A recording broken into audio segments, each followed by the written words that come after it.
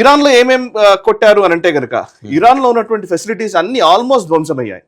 Tabriz లో నిన్న మొన్న జరిగిందంట. తబ్రిజ్ లో అటాక్ చేశారు, టెహ్రాన్ లో అటాక్ చేశారు. ఓకే, అండ్ అటు ఇది పర్చీన్ మిలిటరీ కాంప్లెక్స్ అంటారు, ఇది వాళ్ళ మిలిటరీ కాంప్లెక్స్, దాని మీద దాడి చేశారు. ఎగ్జాక్ట్లీ. ఫార్దోలో ఒక దాడి జరిగింది, నతాన్స్ లో దాడి జరిగింది, గతంలో కూడా నతాన్స్ లో కూడా జరిగింది. ఇస్ఫహాన్ న్యూక్లియర్ టెక్నాలజీ సెంటర్ ఇక్కడ జరిగింది, ఇస్ఫహాన్ లో. సో ఇట్లా పెనిట్రేట్ అయ్యారండి. లాస్ట్ టైం కేవలం పెరిఫెరల్ అటాక్ కదా, last time even B2 bombers ఈసారి కూడా జరిగినాయి. ఈసారి ఇంకా తీవ్రమైన ధ్వంసం ధ్వంసం చేశారు యాక్చువల్లీ నిజానికి చెప్తే. కాకపోతే అయినప్పటికీ కూడా ఇప్పుడు జరుగుతున్నది ఏంటంటే కన్వెన్షనల్ వార్ లో, అంటే డైరెక్ట్ అటాక్ చేస్తే డైరెక్ట్ వార్ లో ఇరాన్ గెలిచే పరిస్థితి లేదు. కానీ ప్రాక్సీ వార్ అంటారు, ఇరాన్ కి సంబంధించినటువంటి ప్రాక్సీస్ ఎవరైతే ఈ సూసైడ్ బాంబర్స్, టెర్రరిస్టులు, లేకపోతే హిజ్బుల్లాలు, లేకపోతే హౌతీలు, అండ్ ఇరాన్ షియా పాపులేషన్ ఎక్కువగా ఉంది.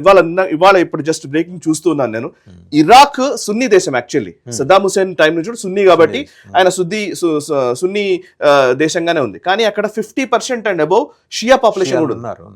సో షియాలకి సున్నీలకి మధ్య యుద్ధం నడుస్తుంది ఇప్పుడు ఈ ఖమైనీని చంపిన తర్వాత.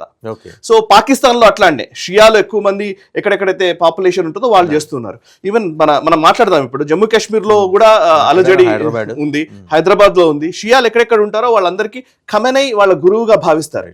సో ఆ డీటెయిల్స్ మనం వెళదాం. బట్ మిలిటరీ పరంగా చూస్తే ఇప్పుడు బుషేర్ అనేది చాలా కీలకమైన స్థావరం. ఇక్కడ కూడా మన యుఎస్ అండ్ ఇజ్రాయెల్ అటాక్ చేశాయి. సో ఇప్పుడు నేను ఒక్కసారి ఒక చిన్న పాయింట్ ఉంది ఇక్కడ, స్ట్రాటజికల్ పాయింట్. ఇది స్ట్రాటజికల్ పాయింట్ ఏంటంటే ఇప్పుడు మీరు అబ్రహాం లింకన్ ఇక్కడ ఉంది, అరేబియన్ ఓషన్ లో USS Abraham Lincoln air craft carrier ఇక్కడ ఉంది.